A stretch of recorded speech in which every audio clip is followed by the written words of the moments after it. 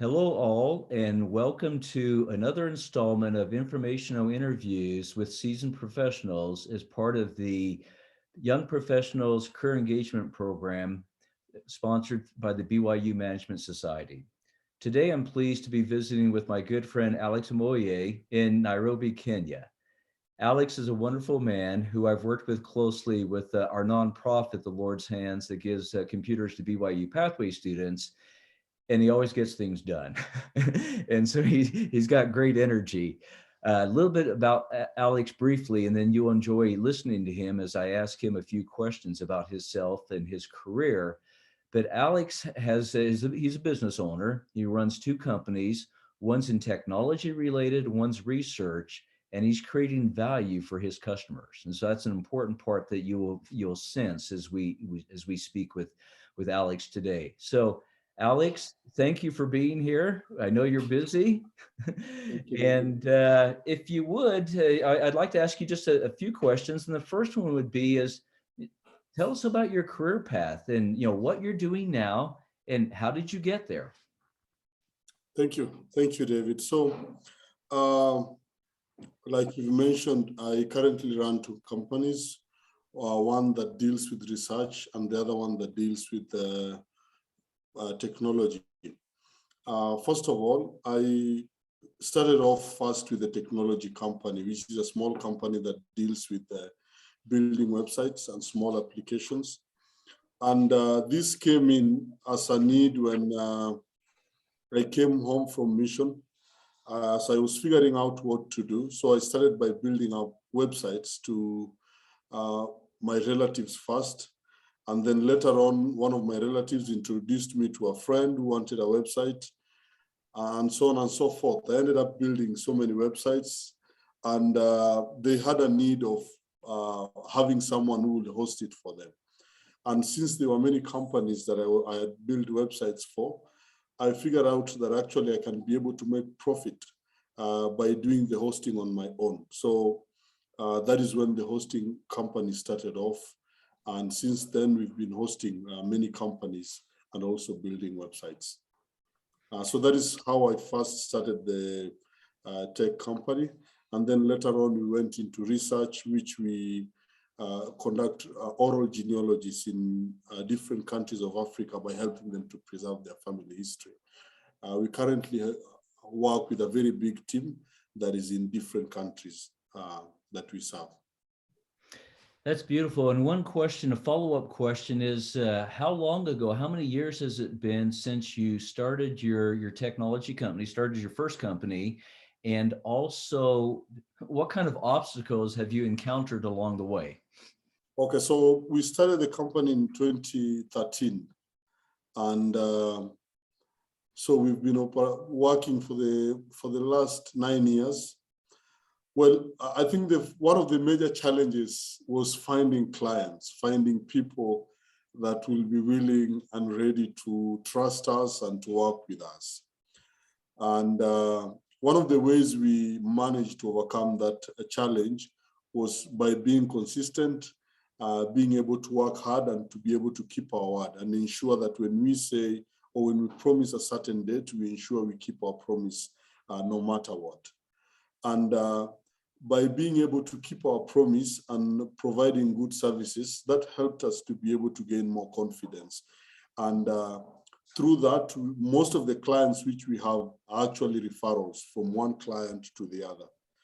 And because we were referred or recommended to them, they trusted us more. But the major challenge was being able to find customers that were ready, because most of the people that already had websites had companies that they were working with. And considering how the systems were, it will be very risky and very hard for them to move their entire website plus email hosting to us, to a small company that, it was really small. It was only me and my other colleague, we were two of us when we started off. Yeah. So thank you. And so in terms of your formal education, just tell us briefly, where did you get your education? What was your degree? And Okay. how has that helped you when you started your company? Okay, so I have a diploma in computer and software engineering, and through the courses that I took, I managed to get more knowledge on building websites and databases and coding. But the content or the information which we learned that I got in school was not enough for me to actually begin developing high quality products. So I relied mostly on online platforms like Udemy, where I studied a lot on how to build websites and how to learn specific languages that enabled me to be able to provide these particular services. So most of and considering how the programming market is, things change every single day. So you have to be up to date with new technologies and new frameworks. So I relied mostly on online platforms to be able to receive more knowledge and to also learn new technologies and new trends on developing websites.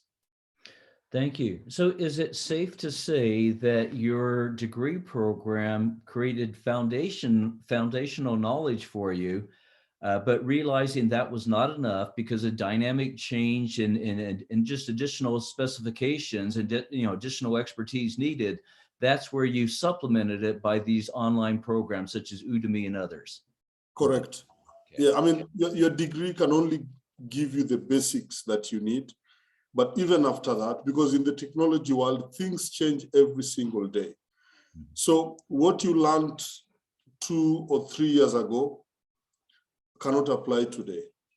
So this is where you have to keep learning, keep acquiring more knowledge, keep practicing it, because learning is one thing and practicing is a different thing. When you continue to practice what you've learned, then your skills improve. And when your skills improve, you are better to get employment fast or to get a project to do faster than someone who is sitting and waiting to get a job. Because these things change every single day. So you have to be up to date with skills. You have to be up to date with new technologies and new trends that are coming in. So to answer your question, your degree will not be enough. You still have to acquire more knowledge and skills to enable you to get a job. Perfect, thank you. So thinking about where you're at now as a businessman, what are some of the key characteristics of success you have to practice every day to grow your business and to create value for customers? I think the number one thing is being honest and creating a relationship of trust with those that you are working with and with your clients. If you promise to deliver a project in a certain date, you have to make sure you live up to the expectations of the client. If you know something cannot be done, then you have to communicate with them and tell them that this one cannot be done on a specific date. So number one thing is being honest. And because honesty not only brings trust, but it also creates an opportunity for you to grow and to be able to meet a lot of people. So that is number one. Number two, you have to be hardworking. And because without hard work, you cannot be able to accomplish your tasks on time. And number three is being able to always ready to learn and to increase your knowledge. Because it's a competitive world, and you have to be the best. You need to arm yourself with the skills that are needed for that particular day for you to be able to accomplish and finish certain projects. Perfect, thank you. And I was to ask you one follow-up question. You know, sometimes there's this whole balance of people wanting somebody to give them a successful opportunity versus somebody creating their own successful opportunity. Can you talk a little bit about creating success? Okay, so David, one of the things that we have in the current world today is that the unemployment rate is very high. In every country, we face those challenges of unemployment. And as an individual who has acquired certain knowledge, for example, in technology today, you cannot afford to sit and wait for a job to look for you. You have to create, or you have to be able to push yourself outside of the comfort zone and be able to start something up. I mean, there's nothing wrong with being employed, but the chances of you being employed versus the chances of you starting up would be better, because along the line, you will gain more skills that will also enable you to get a job if you want to. But if you sit at home and you wait for maybe a company to come and employ you, by the time maybe they have advertised that job, you will not have enough skills that will be needed. And a skill is important, but also when it comes to experience, they also look at that. The number of years you've been building applications or websites or other things, they look at that. So starting with what you have is important than waiting for a job to come and look for you. Thank you. So related to that, when you sit there and think of, because you're a businessman, but you have technology, and in the world today, you really cannot divorce technology from business, right? It's interwoven into that. So if somebody wants to start to think, okay, I want to do something that's technology related, business related, how do they start to explore this, or how do they start to research this? Is this going back to getting their, doing their formal education, but then always be reading like websites? Or is there any advice you can kind of share, other sources of information that they can read, that they can learn, that they can network with in order to accelerate their growth? Okay, so I mean, we have many websites available online that can be able to provide information on almost any subject or any particular type of business one would want to venture into. But I think one of the most important things is, first of all, is to look at the needs that surround them. For example, I'll give you an example. In Africa, we have many companies, so many companies that have not fully migrated into technology. They've not kind of automated their businesses. They're still doing things manually.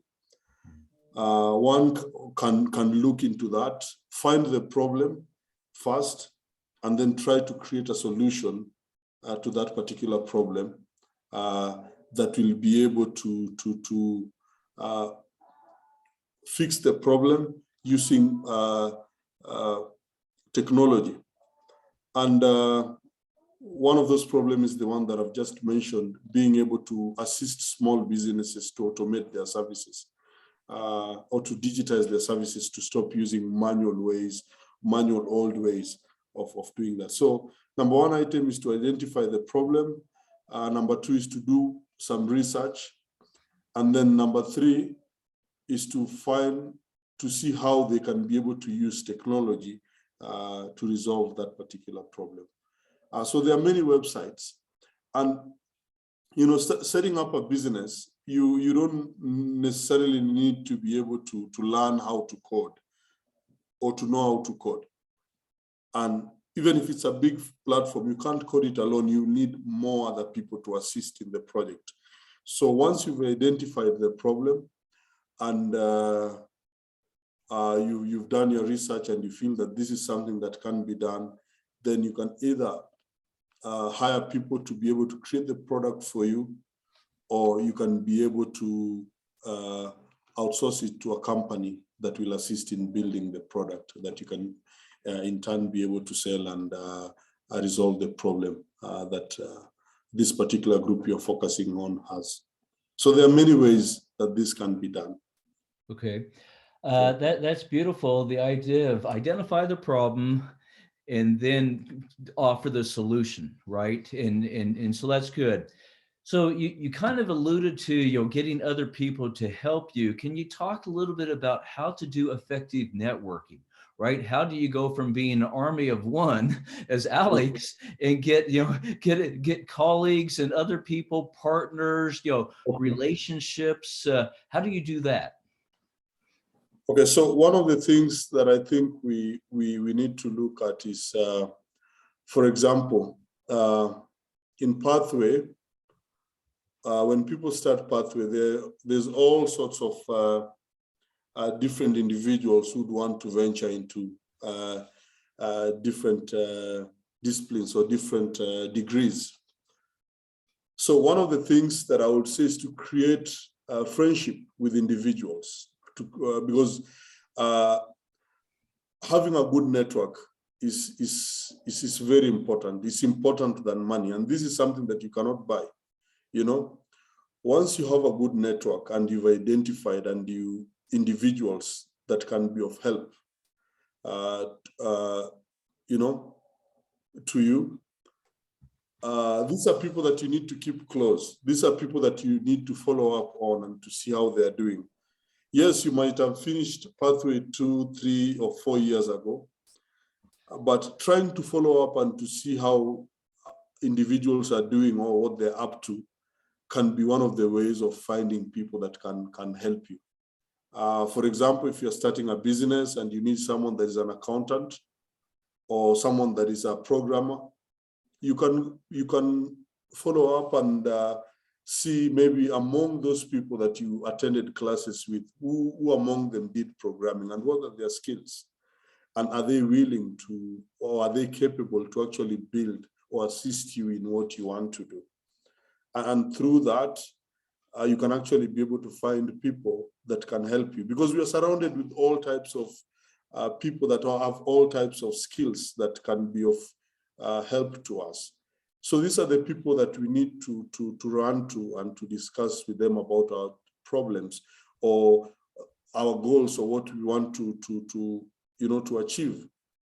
And through that, then we're able to find someone, at least even if they are not able to help you, they will know of an individual that can be able to help you.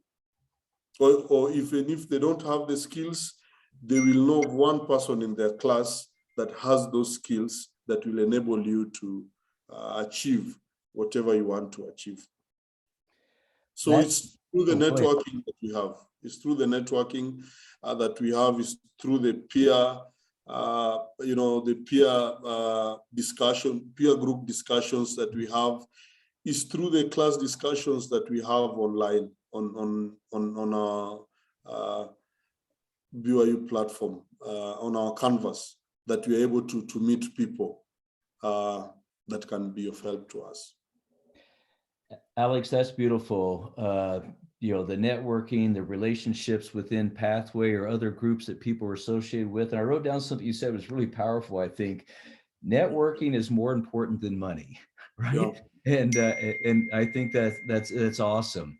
Because one of the things that we people need to be careful about is that you can have all the money that you want, but if you want to achieve something and you don't have the right guys with you, then you'll spend the entire money, you'll go into bankruptcy, and you'll not be able to achieve what you want to achieve. But if you have the right team, even if you're broke, they will believe in you, you will work together, and you'll find ways to get the product ready and out, and then you can be able to make money. So it's not always about money, it's always about the people that we meet, the people we associate with, and the relationships that we create. That is what matters most. Beautiful.